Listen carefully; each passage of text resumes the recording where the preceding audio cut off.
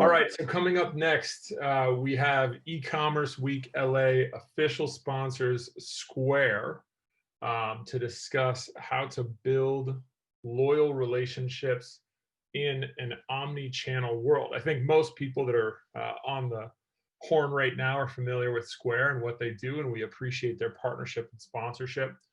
When customers are coming in through your website or Instagram account or brick and mortar, it feels really challenging, almost impossible to track their customer journey, and even more daunting to personalize their experience with your brand. So in this session, we're going to go a little bit deeper into how to leverage the tools that are available for omnichannel marketers and omnichannel selling that create highly engaged, loyal customers through personalization and on time, on demand sort of tactics. So today we are joined by e-commerce week LA sponsors from Square, Katie Sweat, who's a product lead, as well as Hawke Media's VP of Strategy, Mike Banuelos. So I'm going to flip the microphone over to Mr. Banuelos here. Can you hear me? Are you good? Are we ready to roll? Looks like it.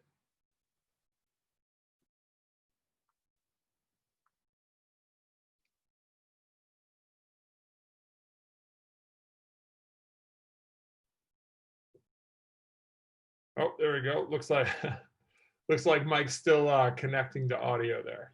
There we go. Sorry about that. Oh, good. There, just Classic the sooner we mistake. get the focus on Mike, the better. So, all right, there you go. Awesome. Well, welcome, guys.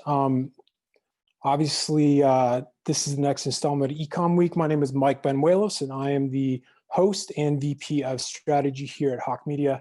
My team is the full funnel marketers that are responsible for making good on Hawke's tagline, your outsourced CMO. So today I'm talking to Katie Sweat, product lead over at Square. We're going to be discussing how to build loyal relationships in an omni-channel world.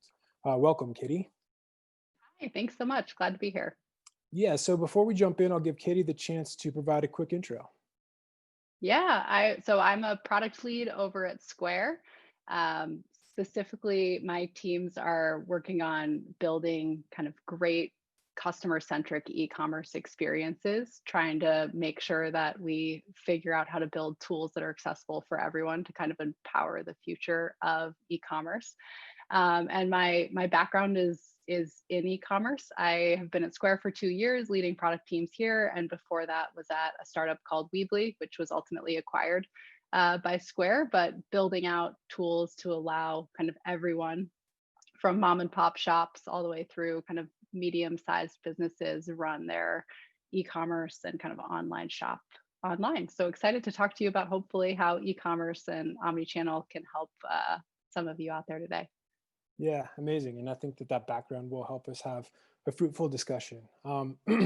So one of the biggest problems for both customers and businesses that they're grappling with today in the marketing world is having a disjointed and fragmented customer experience. You know, with disparate channels like TikTok, LinkedIn, all of the above, with platforms, experiences throughout the customer journey. But if you think about the classic brick and mortar example and take a flower shop, for instance, they know that the attendant knows your name. You come in every week, you get the same vase, the same arrangement. And it's a very consistent, positive customer experience. But these days, as you continue to scale your business from a multi-channel strategy perspective, it's really hard to maintain that seamless, consistent customer experience. So obviously, Katie, in our discussion today, we'd like to talk about omnichannel and how we can demystify and decrease the difference between that local flower shop experience and a customer's holistic brand experience. So I think the best way to start off is to think about a few questions that come top of mind for many e-com business owners.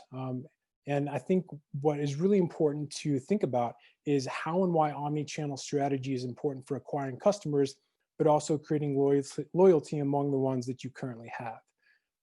So to that note, businesses really do tend to prioritize acquiring new customers and forget about nurturing existing customers. Can you talk us through the importance of retaining customers?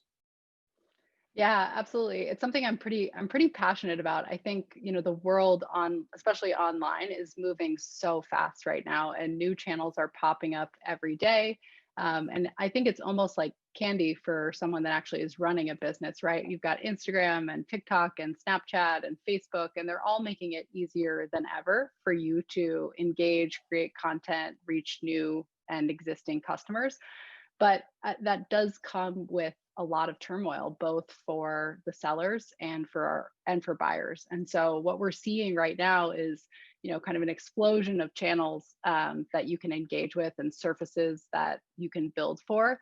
But in trying to, have all of your customers follow along, it's creating a kind of chaotic, if you will, experience. And so what we call the noise, which is really kind of going back to the beauty of that flower shop example, is that it's focused, right? It's so thoughtful. The owner can really be intentional about where she puts her energy, her craft, how she builds relationships with her customers.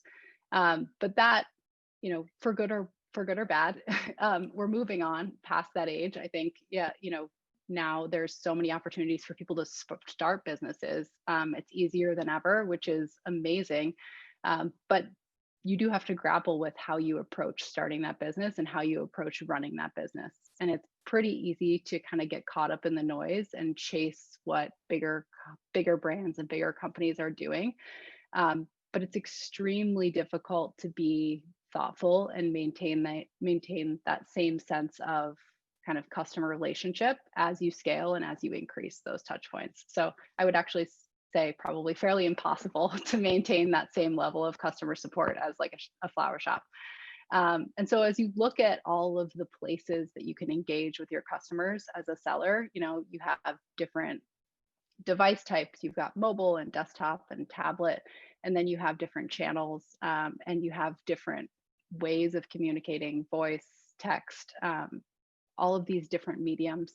It's really difficult to check all the boxes. And so in an endless effort to expand, I think we're missing kind of some of that crucial why a lot of our sellers go into business in the first place, which is to kind of hone this craft and bring it to more people, right? And we lose sight of that in this like chasing, and kind of getting lost in the noise. So I think a lot of times what we focus on sellers, and as business owners, we think about ourselves in the way we're working. But I think it's good to kind of flip the switch a little bit and say, like, let's take this, and look at it from the buyer's perspective, which is easy to do because we're all buyers. I'm sure everyone on this Zoom has been purchasing up a storm like me since since COVID. But I think when we look at some of the stats, digital marketers are saying that most Americans are exposed to somewhere between 4,000 to 10,000 ads a day. And I think that's just increasing, right? And at some point, your brain is going to have to say enough is enough. And I'm sure, different points in time, we've gotten to that threshold and we've all adapted or evolved. Like I'm pretty good at turning off the TV when ads come on, or even if I watch TV anymore. But now they're coming into your kind of daily consumption in new ways, and it's really easy to ignore. And so focusing on what the buyer's experiencing, I think, does help sellers start to think about, like, well, how am I going to reach out and break through all of that noise that's happening? If you're being served messages that don't relate to you, simple example would be like if you're getting a coupon for dog food when you have a cat, right? Like you've got really simple ways. It's not going to relate, and you're never going to have that breakthrough kind of to the buyers from the seller side. So I think, like, back to your question around like how do we lessen the difference between that flower shop, which hopefully we can talk a little bit about today, but there's a couple just key elements, and I believe it's a little bit more old school than what you'd imagine someone at a technology company like Square might say is the solution. But it's about keeping a lot of those loyal buyers happy. We're so hungry to reach out to new customers, and in doing so, I think we miss out on a lot of good business. This isn't just feel good, like make your existing customers happy. This is about making sure you have a sustainable business. So happy customers make repeat purchases. And if you look at lifetime value, right, of a customer and you're looking at your business, I would much rather have a customer that buys $100 every year rather than buys $250 one time and maybe doesn't have as good of a relationship with your brand. Because when you model that out over, a number of years, you start to get a really interesting sustainable business of these cohorts of buyers that are coming back, right, and buying more and buying again, and you're just layering those relationships on top of each other. I think second, it's super cost effective. It costs a lot of money to acquire new customers. Anyone in marketing or advertising knows how expensive it is to acquire new customers. I think it's 5 times more expensive to market to new customers compared to existing customers, and that's real money. And lastly, I think everyone, like I said before, gets into their business because they want to bring their service, their product, their goods to more people. And they want a community of people that actually appreciate those products and will kind of bring more people along for the ride. Yeah, absolutely. And tons to unpack there. I mean, the immense noise that's in the marketplace today as it comes to ads and the ad blindness that consumers have is a real thing. And I think that one nice thing about what you're talking about and bringing it back to the basics and bringing in omni-channel marketing is really putting the customer first. So that leads me to my next question. So how can businesses derive how customers feel about their products? Because I'd imagine that'd be an indicator for retaining customers. Yeah, absolutely. I think when we talk about sentiment, there's this old school, do people like your product or do people not? But as you go into all of these channels, it is really difficult to quantify. But there are tools that I think are really helpful. Do your customers feel listened to? Do they feel important? And when they came to you, did they get what they were looking for? I think those are some of the questions that I think about a lot when I think about how we're helping our sellers serve their buyers. A quick anecdote, but I recently purchased a picture, like a framed picture from Target. I was, influenced, if you will, on social media, ordered it on their app. It was super simple, almost too simple. Like I didn't even realize I bought it and it was telling me it was on the way. And I was very excited about it. And at the end of a long work day, I brought it in from my porch only to hear 1,000 glass shards shaking inside this box, right? And needless to say, I have a full-time job, a 1-year-old, and do not need to be unpacking a bunch of broken glass at the end of the day. So I went on to the receipt and I called the customer support agent, and immediately they acknowledged my frustration. They asked me if I'd like to have a refund or have it reshipped, and they reshipped me a new one, in 2 days. And I think that experience is really telling, where the number that was provided to me was the right number. I met with someone who solved my problem, and a human. Yeah, a human. And I immediately told people that I had a great experience, like all of you. And so it was one of those moments where I recognized, like, even though there are bumps as a seller, you can't always anticipate all the different things that could happen. But I think at the end of the day, are more people willing to promote you and tell others about you than not is a big sign. So in tech, we use this measurement called NPS, which, if you haven't heard of it, it stands for Net Promoter Score. And it's a fairly simple equation that it usually gets asked in a survey. Many of you might have seen it after you purchase something or use software. But it asks you on a scale of 1 all the way up to 10, how likely you are to recommend this product or service to a friend. And so what this does is it looks at 0 to 6 is someone who's has not had a good experience and will likely tell someone in a negative way that they didn't really like the product or service you provided.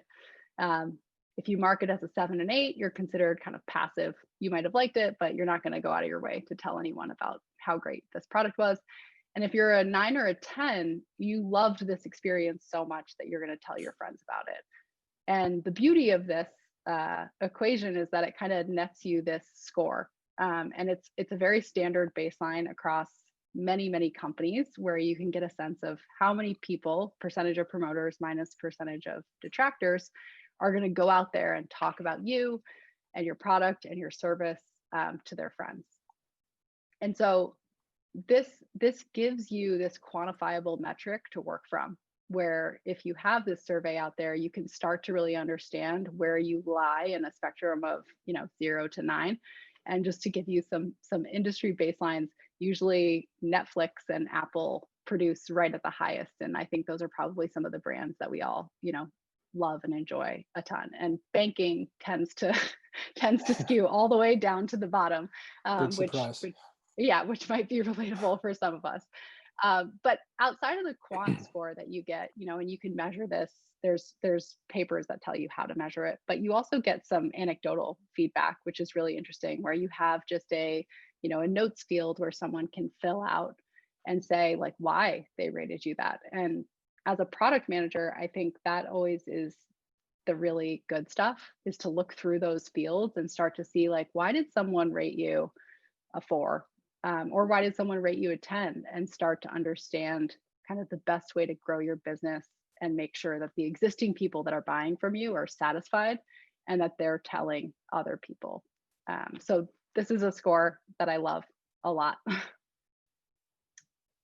And then another one, which everyone's probably really familiar with, is reviews. And I think you can think of super traditional reviews in the sense of Amazon.com. You've got a marketplace with lots and lots of buyers.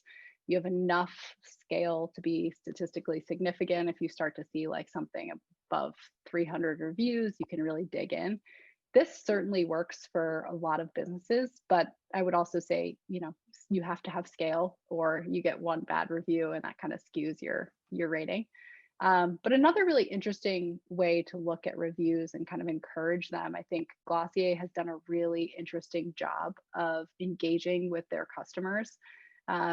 I think they've called it micro influencers, where they really think about, how every single one of their customers is an influencer in their own circle.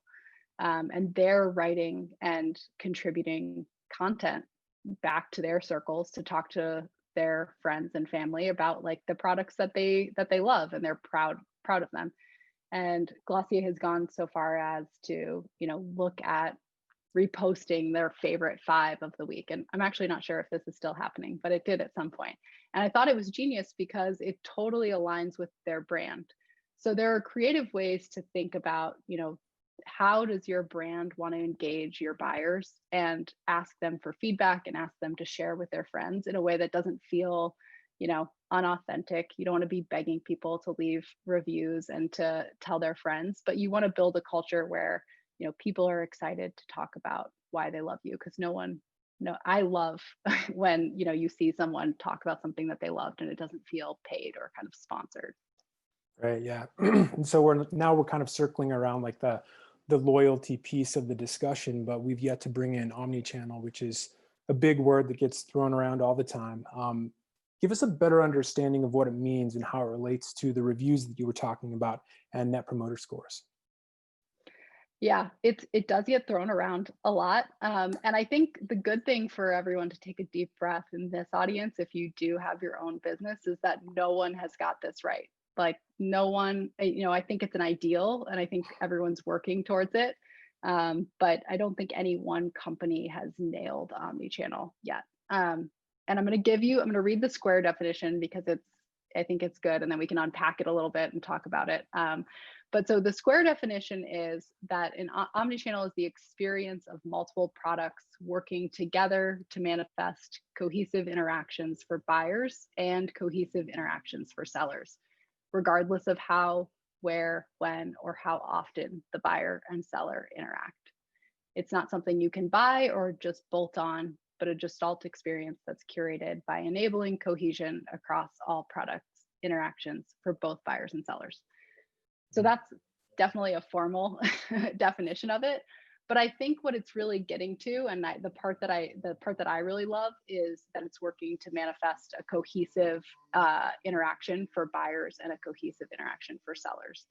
And the difference I think is made even more clear when you look at multi-channel. So, when you look at multi-channel, it's many channels. And those channels are revolving around your product, and they let customers engage with your product in whatever channel that they want, but those channels end up being siloed.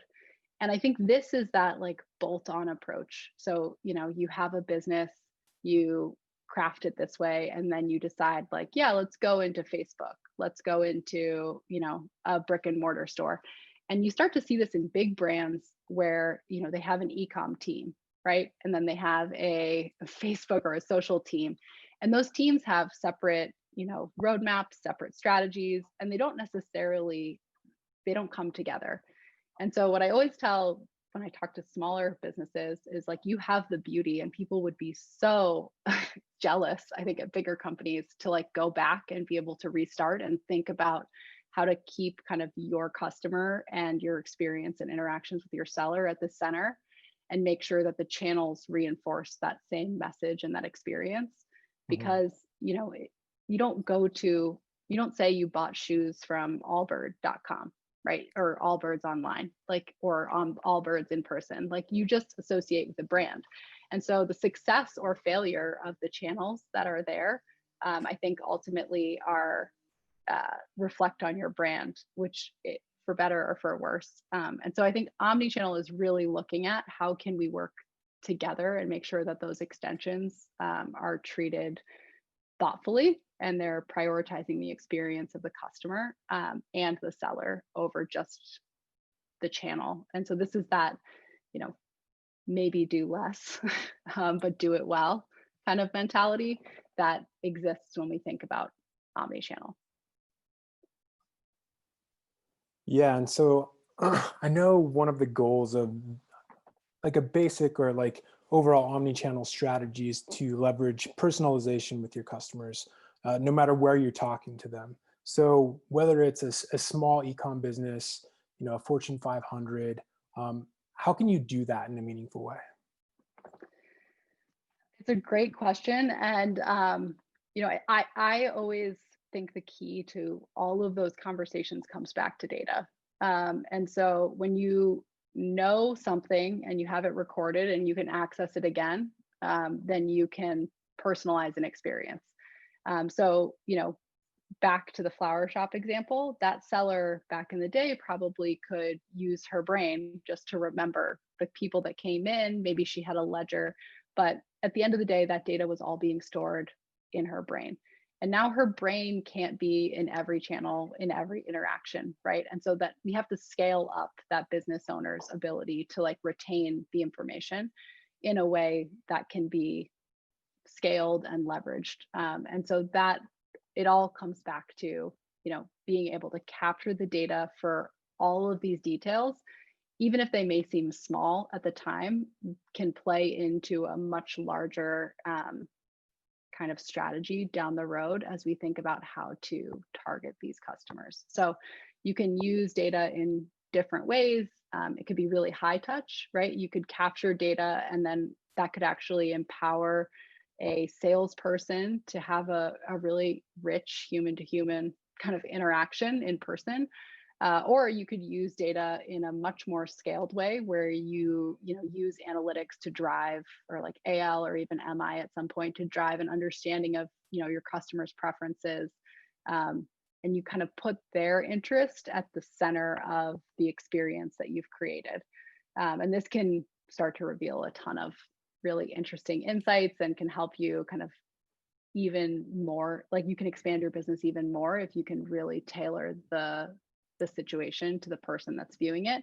But it doesn't happen unless you kind of have that digitized brain of the seller, which is this data that's captured somewhere and accessible. And so I encourage, even if it seems premature for your business, to really think about, what data are you capturing and how can you use it in the future? Because it is kind of that key unlock as you get bigger.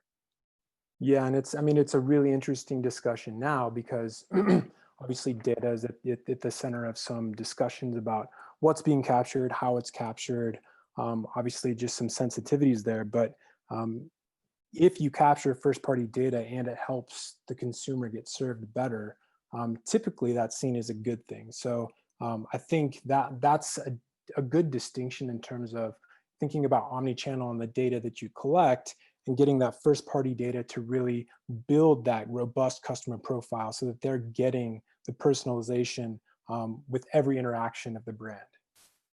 And there's two kinds of data, that I think are interesting. There's the, people think that data is going to get really creepy and all of a sudden it's going to, know all this stuff about you.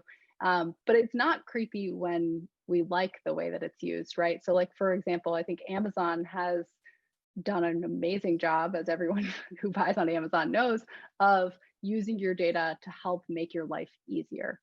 And so I think we can think of data in either we're trying to use this data in a way to harm or to deceive, or we're using your own data in a way to help make your life easier or to make your purchasing behavior more effective. You think about those shoppable quizzes when you go to a Yeah. website. Like a lot of times they're capturing this profile of you so that you can have a better experience at the end of the day, if same as if you went into a store.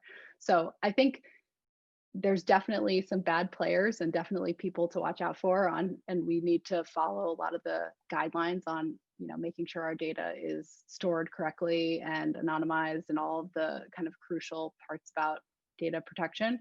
But I also think from a consumer side, a lot of us actually really do want our data to be captured because it makes our life so easier. Who wants to re-enter their billing address like 1,000 times every time they go through, right?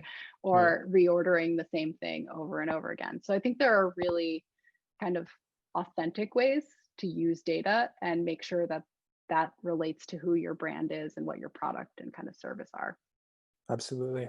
Well, it's interesting too, just because of, and if you think about psychographics and generationally as well, different generations view data collection in very different ways. Like I know if you're thinking about Gen Z and a lot of, the ebooks that I've read, or at least a lot of the industry knowledge is, they don't care. Like you said, they want to be served ads based on either what their phone hears or whatever it is, because they just think that that's a personalized experience and they've been used to that their whole lives.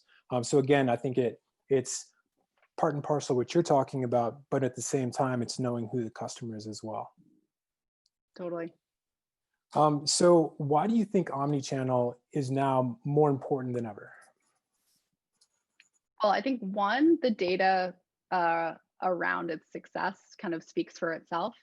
But I think, back to what we talked to before, I don't think channels and new surfaces emerging are going to slow down anytime soon. And so it really does feel like the experience for both sellers and customers is getting fragmented. No seller wants to manage their business in 27 different places. And no customer wants to be treated like they've never purchased from a business before, or they can't get kind of crucial access to features or functionality that brand has advertised that they have because of the way that they came in the door. So, looking at some of these stats, which some of these might be familiar to people, some might not, but 30% higher lifetime value than those using only one channel. That's massive. 50% of consumers expect that they'll be able to buy online and pick up in store. At Square, this is something that we're really focused on. What is the value of a store in today's world? How does that relate to you being able to get access to the entire inventory and catalog anytime on your phone? I think that says a lot that people still want to be able to go pick up, and it has that same effect as 2-day shipping, right? If you can go around the corner and pick it up, you can kind of scratch that itch of like, you wanted this thing now and you got it. Right. And so that's pretty amazing, but that can only happen if you have like really, I don't want to say sophisticated because that sounds exclusive, but really thoughtful technology powering your experience. These like cross fulfillment experiences where you buy online and then you pick up in store, and the person that you go talk to in the store actually knows what you're there to pick up, and it's decremented, one from your inventory. 45% of consumers expect in-store sales associates to know about online only products. I think that is, this is back to that conversation of Fortune 500 companies having an eCom team and a social team and an in-store team or a retail team and not talking to each other. Having that data accessible for salespeople kind of arms them to have those conversations and make sure that a customer that saw this, one specific product doesn't come in online, come in person and have the rep say they've never heard of this and it's not available, because that's a bad customer experience, right? Again, it's back to that, like, you're engaging with the brand, not the version of the brand in store or the version in the brand online. 71% of shoppers admit to using their smartphones while shopping. I think this is, back to that conversation on reviews and, what do your friends say about this product? That's a big, that's a big number. And I can say that I've definitely done that before. I'm sure you have as well. Yeah. What But other people say about this? Yeah. The beauty of looking on your phone and looking online is you can make sure that, is the price that I'm being charged here the right price? Is this cheaper? Is this $10 cheaper if I just did a quick Google search?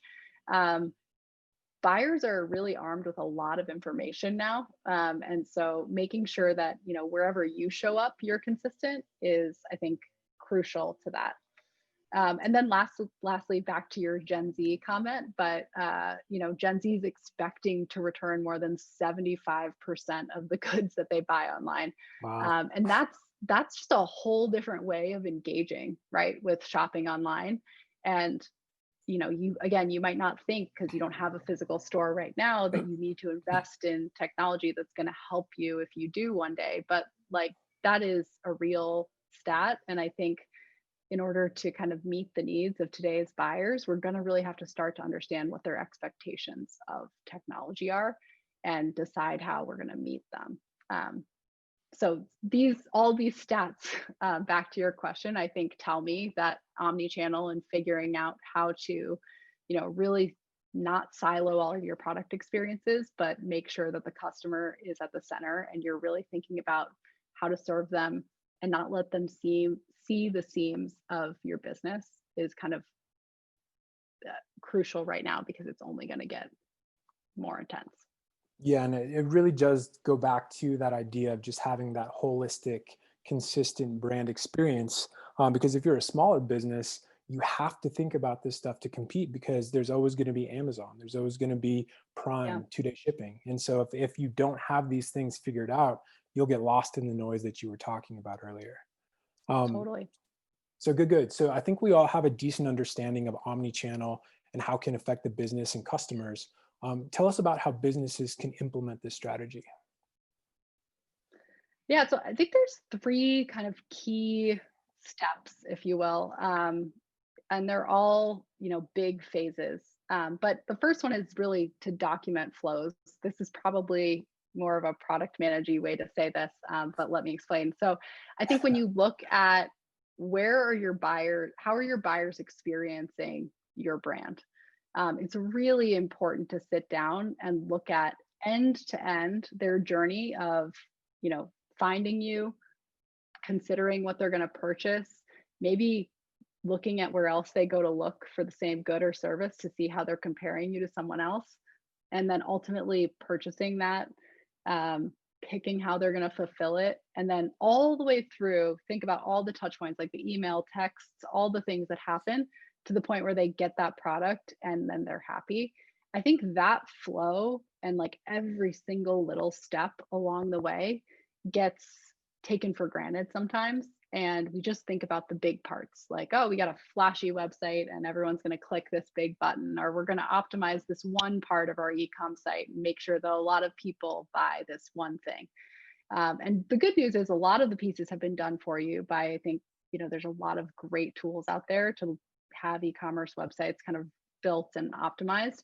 But there's still a lot of your business and the way you message and the way you talk to your customers and the way you kind of own that flow end to end that gets ignored. And so I think the first step is look at your flow, understand where there might be gaps, where you're delighting your customers and where you're totally not delighting your customers, and you might not be meeting their expectations. So that's the first step. I think the second step is to look at the tools that you have. um, invest not money, but time in really understanding kind of the technology that you're using. Because, like we kind of mentioned before, for example, do you own your customer data? Like if you don't own your customer data because you're only going through a marketplace, you're going to be in a really tough spot in a few years when maybe that algorithm changes and you can't own where you show up in that list. And you don't have access to the information about your customers. So you can't talk to them and you can't segment them and you can't market to them. So I think it's really important to look at, what are the goals of your business now and in the next 5 years, and understand what technology you're kind of betting on or investing in to get you to those goals. And I say it's not necessarily about money, because there are a lot of great tools now that give you access to your data in a way that is not, a $20,000 consultant building an essay, like, some sort of database for you. There's a lot of out of the box tools that people can use. And then lastly, I think, I would suggest, maybe controversially, but doing less. I think picking a couple areas where you want to have the best customer experience for your buyers, and you really want to focus on that end-to-end optimization for them, and just focus on that, make that remarkable, and stop looking at the big brands to see how many different places they're showing up, because they have thousands of employees. And likely many of you starting out do not have thousands of employees. And you're diluting how great your product, your customer service, your brand are by chasing after all of these different channels. And so, I think the beauty is omnichannel can be small, and it can start small. And if it's focused on the customer at the beginning, and you're constantly thinking about how to expand in a way that's reinforcing your brand and who you are and what you value and how you're providing something better than the competition, then it's going to feel much more authentic. And back to that kind of NPS score, like I highly suspect that your score will become much higher, because people are going to feel that kind of purposeful approach to your business. Yeah, and I actually really like that you said that, because I think that it goes hand in hand with what you're talking about with mapping the customer journey and having touch points that are meaningful. That's one thing that I see all the time, is that there's not an intentional approach about each part of the funnel, how you message, and how that's carried along through the whole customer journey to like you said, delight the customer. So I actually like that you mentioned doing less, because there's so many shiny toys out there that can distract from actually doing good marketing or connecting with customers. And I think that this is a way where people can really hone in on the channels, the messages, and the customer journey that's right for them specifically, not necessarily what everybody else is doing. Yeah, there's a lot of creativity that could happen there when you do less. I know the age-old design example is, like, if you look at the Apple remote, right? Like that did a lot less than the normal Sony Panasonic TV, but is much more delightful, other than the fact that I lose it in my couch all the time. So I do think that there is, there is some. It doesn't have to mean that you're not being creative and that you're not being prolific and that you're not kind of leading in the industry. I actually would say it does the opposite. I think you have a chance to really define or redefine your space, and the ways that you're interacting. And like I said before, but like big companies would be envious of the ability to be agile like that and spend the time focused on making those experiences amazing. Yeah, and most times you can do more with less too, if you really focus. Totally. So do you have tips to ensure to keep the customer in mind when thinking about an omni-channel strategy? Yeah, I mean, we touched on a little bit of it, but I think when we look at, what makes good sales, I think, you go back to the basics. And when you say someone's name, people feel respected. And I think that's what personalization does in general. If you look at kind of how you're using this data and what's the ultimate goal of it, you're building this DNA of your shopper. You've got implicit data, what they buy, when they buy it. And then you have explicit data around like surveys and interviews that you have with them. And I think the combination of all this data creates a really rich kind of fingerprint or DNA for your buyers that will ultimately allow you to ensure that like they feel like they're kept in mind.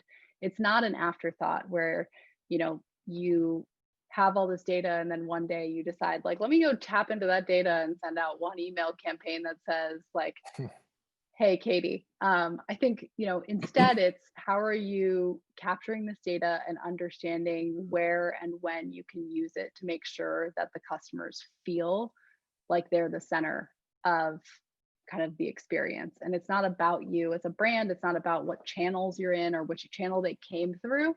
But it does probably acknowledge that, because a lot of times that can be a good signal for the buyers or for the sellers to understand like what kind of intent a buyer has.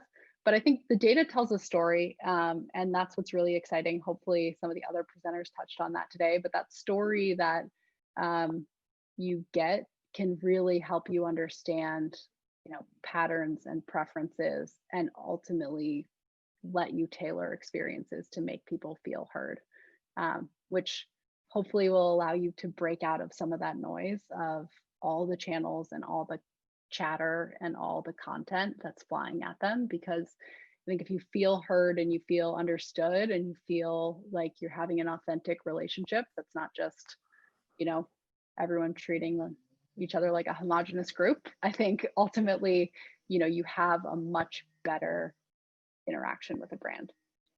Well, I think it's actually super important. I'm glad that you brought it up, because if you think about sustainability of businesses and where they're going, they have to understand their customers and have an ear to the ground. I mean, yourself as a product lead or a product developer, that's how you come up with new products, understanding what the consumers want, understanding where they're going. And the businesses that succeed are the businesses that stay a step ahead to really anticipate what the customer needs, rather than trying to, the latter of the equation. So I'm really glad that you brought that up. And I think that it's important for every business to be consumer centric and really understand where they're at.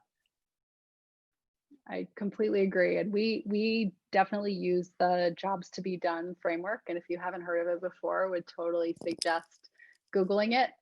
But it's really looking at like, what job are you solving for your customer, rather than, defining them as a persona of a fictitious person that like makes a lot of assumptions.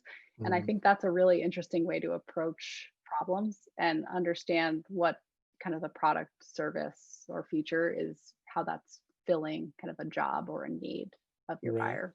Right. Good. So I think let's talk about some of the components in your perspective of what a good omni-channel strategy is composed of, to kind of wrap the conversation up. Totally.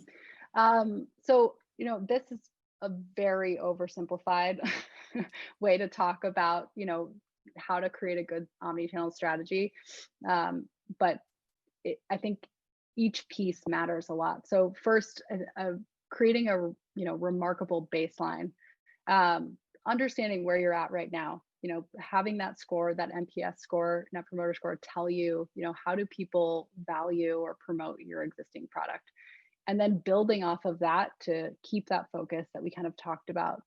In doing that, I would highly recommend people look at the experiences that are really common, right? So mobile web, for example, gets often overlooked. People buy themes for desktop websites and they're flashy and they've got really great video and transitions and animations. But then you look at the data and you see more than 70% of people are looking at your mobile website. And you might have taken a glance at it before you published your e-commerce website, but it's usually going to be a responsive view of your business. So it's going to take all those components that are, built for a large screen and just kind of shrink it down to a single column. And when we talk about being purposeful and really thinking about the experience, if 70% of people are looking at that view, is that the view and the baseline that you want for your e-commerce experience. So I always encourage people to start with mobile web, forget the animations and the fancy, the fancy videos, and really look at where your customers are, and if you're meeting their need, and if you could make that any more effective. So another part of just the baseline, I think, is looking at what channels are you in and are they serving you well? You could get incremental sales for them, but is the amount of time that you're spending managing that channel, could be, if that could be put into something else or making your existing, mainstay product better, would you get more out of that? So look at your time, be picky with how you spend your time, and making sure that you're building something that is remarkable and that is kind of like that base of your business. And make sure that you can capture data. I mentioned my fear of marketplaces before, and I think they're great customer acquisition tools. But understanding how to use marketplaces and make sure that at the end of the day, you're building something that is yours, that you can maintain those customers on.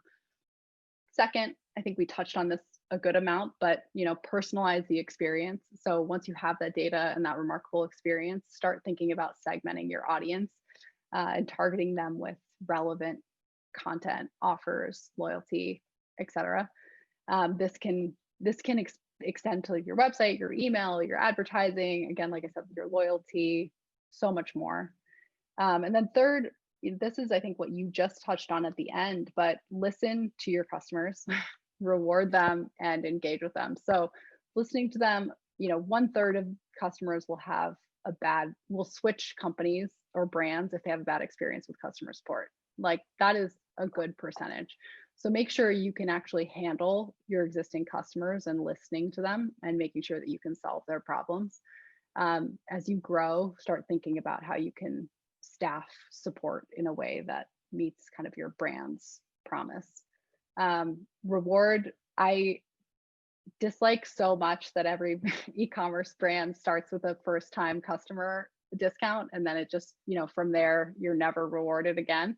I think, food and drink do such a good job. Like when you look at restaurants or, coffee shops, they do such a good job of rewarding people for coming back because they value that repeat purchase, right? If you come in every day, you get your 10th coffee for free. And that cadence and that amount can be totally different. But imagine, you look at Sephora, I think they've done an amazing job of embedding a loyalty program or a reward program into their product that makes you want to go purchase your next set of items or makeup from them. Treat your existing loyal customers as good as you're treating your new customers, and don't make them pay for all of the benefits that you're giving to your new customers. And then, on the engage side, I think in product development and product management, we do this a lot, but I encourage all customers to do this, which is don't let the screen get in the way of you connecting with your customers. You have to talk to them, not via email, not via text. Like, you have to sit down, look at their emotions, understand when they're upset, ask for real feedback, tell them that it's going to make your business better. You can host VIP webinars or Zooms and get insight from your customers on what they're loving. You can give sneak peeks into new products, but really engage with your customers and get feedback from them, because there is no better way to figure out, what to do next if you're stuck than to talk to a bunch of people that have purchased from you. So I think those are the keys to a good omni-channel strategy. There's probably plenty more, but thematically, I think that is a good place to start. Amazing. No, great discussion, and we covered a lot of ground. And it looks like we're at the end of the presentation, but we've got some time left for some Q&A. And I'd love to take a few questions from the audience. So I'll just go ahead and jump in. Do you ever see tech shifting away from the Net Promoter Score structure? There are a number of different structures that I think can be useful. So I think it could. I think it's just at the end of the day, I can't imagine a world where looking at how many people want to tell someone else about how great you are is going to not be a good tool. I'm sure someone will invent a better or a more interesting, a different angle on it. And I've heard a few of those before. One is, I forget the name, but one is, it asks how painful your life would be without this product or service. And that's a different take on it, right? Like if you had to lose Spotify forever, how painful would that be to you? Maybe it would be really painful, and it's a different way to gauge the question. But I think that it's a pretty everlasting test of sentiment if someone is willing to tell someone else about their positive experience.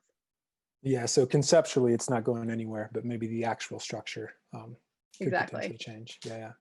Yeah. So somebody says, can you expand on the concept of documenting flows? Yeah, totally. I mean, there's so many ways to do this. I think if you talk to a designer, they'll approach it one way. If you talk to a product person, they'll approach it another way. But I think the gist of it is, pretend you're your ideal customer and sit down, and whether you're using kind of like a box and arrow diagram where you go through all the different states, or screenshot the experience and put it into, a Google Slides format. The idea is to take a snapshot and annotate every single step of the experience, that your happy path, if you will, your customer that is exactly who you want them to be and goes through everything as a normal customer would experience, and really like double click into some of those pieces and think through, like, is this telling your brand story the way that you wanted to? Is this living up to the promise that you had kind of alluded to on your website? Is this the authentic version of, what you could be doing? And I think figuring out where the holes are in that experience will be a lot of work. Once you find those, you'll be probably overwhelmed with how much there is to do, but it will be really exciting for you to realize how much you can optimize certain parts of the funnel for yourself. And you can also do the same exact experience with the edge cases. So like, I think start with the happy path, figure out what the normal flow, assuming everything went right, is. And then the second step is to figure out what happens when things go wrong. And go wrong, I think you could say, like, what happens if an order gets lost? What does someone experience there? And just going through that as a customer and documenting it, whether it's in just a Google Doc, or you want to use boxes and arrows, or you want to just take screenshots, doesn't matter. It could be on a napkin. Just walk through every single step and start to really identify the emotions that might come up if this was presented this way. Does it represent you? Is it confusing? I think analyzing those pieces can be really enlightening. Yeah, it's super important, and it can be. I mean, it's one of those things that you do, and it's like, oh wow, I didn't realize this was missing here, or like, how did we not think to put this here? So it's one of those things. It's a super helpful exercise, and I would absolutely recommend that folks do it. So something that I think is topical, since Black Friday, Cyber Monday is right around the corner. What are your top 2 tips for building and capitalizing on those relationships as we approach Black Friday, Cyber Monday? That's a great question. I think there is something about, when you talk about the noise of Black Friday and Cyber Monday, when I think about brands that I enjoy engaging with, I know what to expect. It's a brand that either always goes on sale and I know that I can wait, till Black Friday or Cyber Monday and I'll get a sale.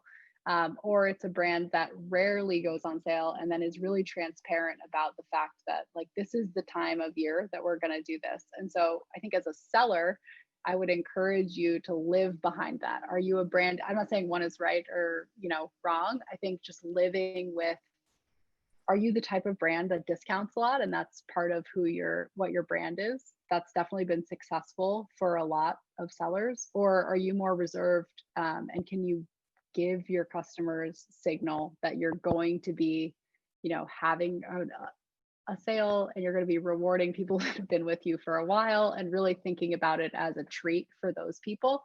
And the way you communicate and talk about that throughout the year, I think has a big effect on how you might approach the holiday shopping season.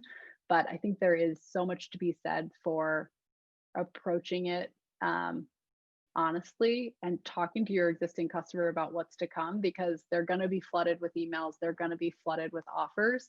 And Mhm. so the more that they feel like they're having a conversation with you, the business owner, and you're being clear about your intentions for those holidays and like how you're thinking about them, I think can be a really helpful tool to break out of the like surprise 50% off, which might work for certain brands, but I think is hard as a consumer to keep to follow and keep track of. Right. Yeah. And the only thing I'd add on top of that is that, segmentation is super important just in terms of who the customers are, where they're at in their journey. And I think it's a great opportunity for very loyal customers, repeat purchasers to have some type of VIP type of Black Friday, Cyber Monday deal where it's like, look, like you've been with us, you're our tried and true. We're going to give you the Yeah, sale 2 days early, or the first shot at inventory, or whatever it is, because that's absolutely the type of tactic that I think brings people back again and again. completely. And I know even, Nordstrom's has their annual sale where they give access to certain people, and it becomes almost this FOMO of, I wish I had Yeah, bought with Nordstrom and had this status because, I want access to these products first. And so I think there's some part of that experience that you can really embed in, how you do sales, how you reward your customers, and use Black Friday and Cyber Monday as a chance to reward and be authentic. yeah, absolutely. Speaking of authenticity, here's an interesting question.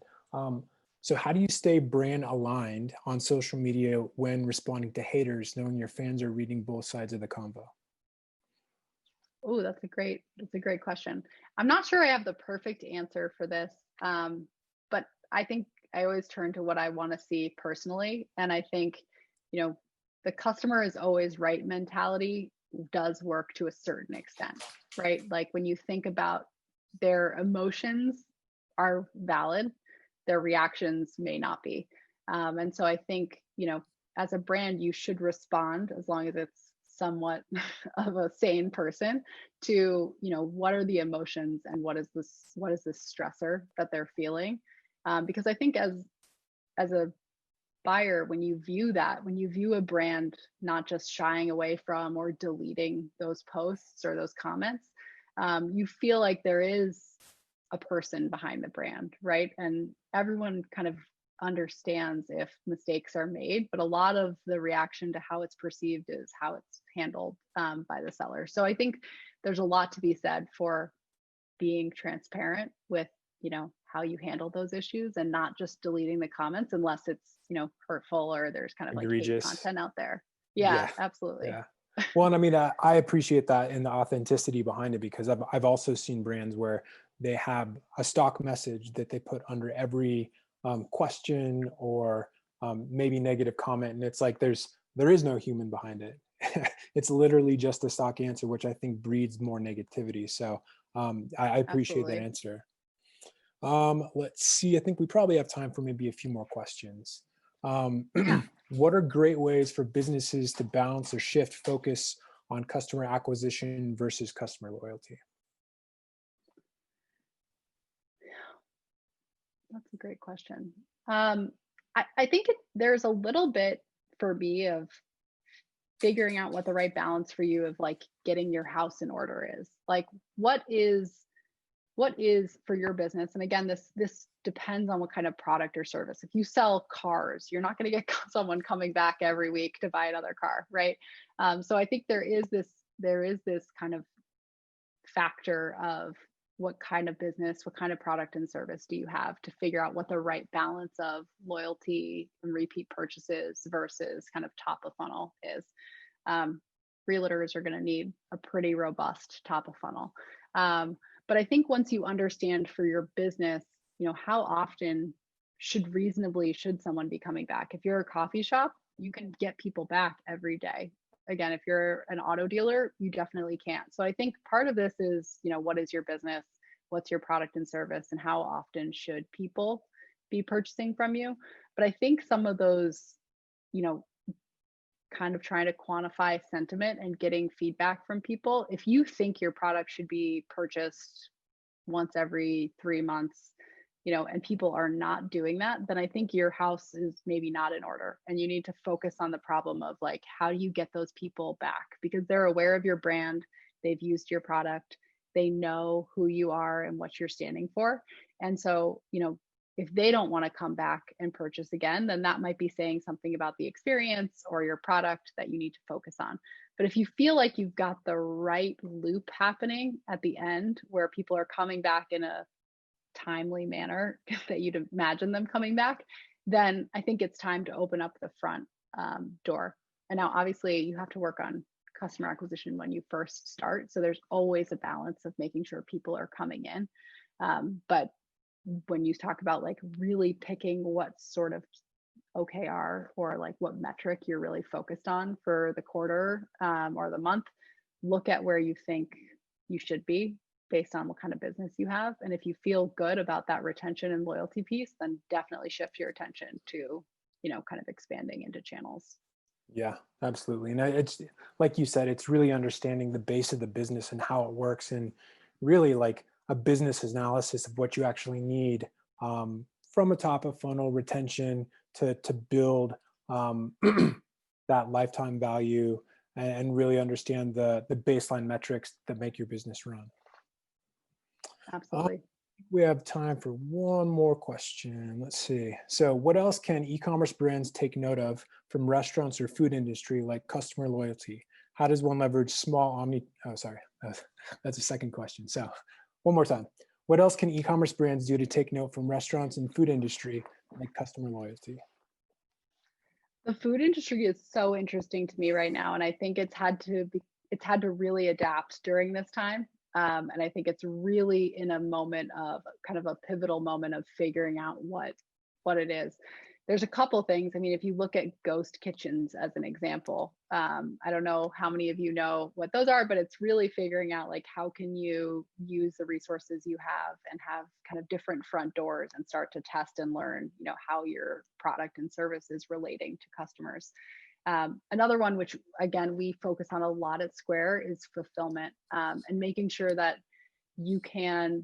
your customers can pay and fulfill in the way that meets their needs. So, are you thinking through how you can compete against the 2-day Amazon shipping philosophy? It's really cost prohibitive for most small sellers to compete there. Like you can only get to that scale if you have Amazon's size and kind of breadth.